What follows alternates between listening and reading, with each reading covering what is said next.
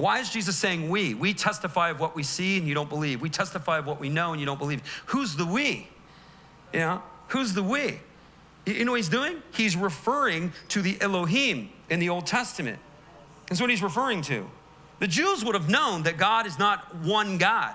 They would have known, they changed it all in Second Temple, which is where they're at right now. They started changing things that they didn't like. How convenient. You know, I don't like that, I'm gonna throw that out. I don't like that, I don't throw that out. I don't like that, I'm gonna throw that out. So they changed things, they changed perspectives. They had to say the Shema Israel. Deuteronomy 6:4. Hear, O Israel, Shema, pull your ear. That's what it meant, pull your ear. Hear, O Israel, the Lord your God is one. You know, Adonai Elohim is one.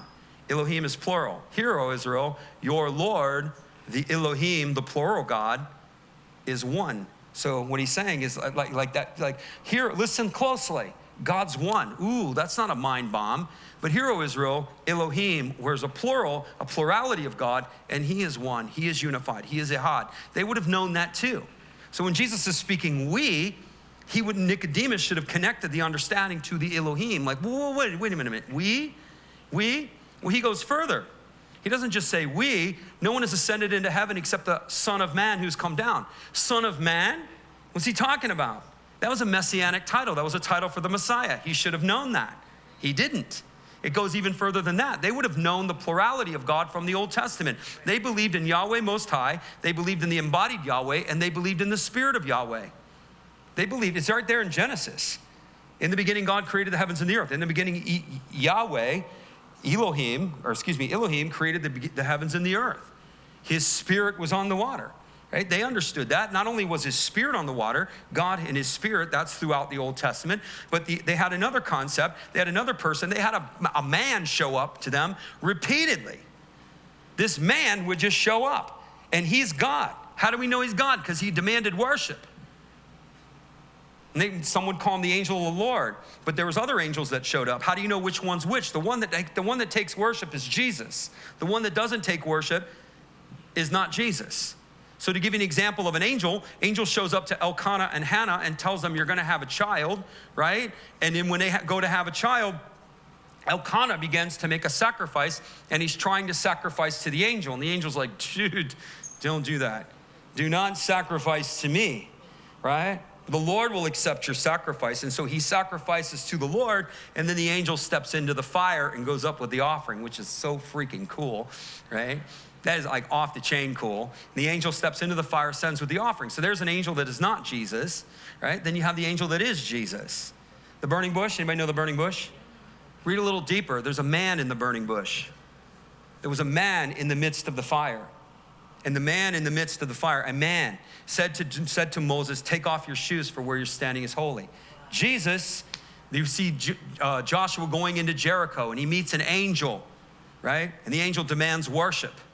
You know, take off your shoes, where you're standing is holy.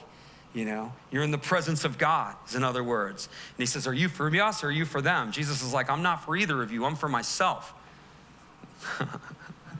I'm the God of the angel armies, that's what he says.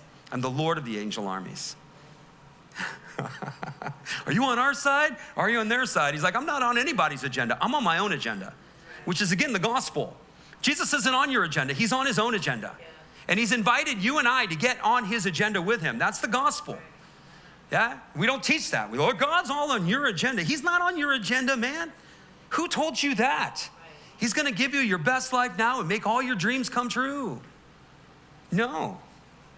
This is a misnomer. It doesn't mean that God's not for you. It doesn't mean that God doesn't care for you. You're called to take your life and integrate it into him. You're called to take your life and make it a part of him. You're called to take all that you are and push it into his life and get it on his agenda, no matter what it is.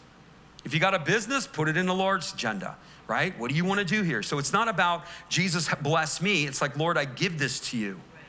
Do with this as you desire. Show me the way, because I don't know what I'm doing. Now we're in alignment.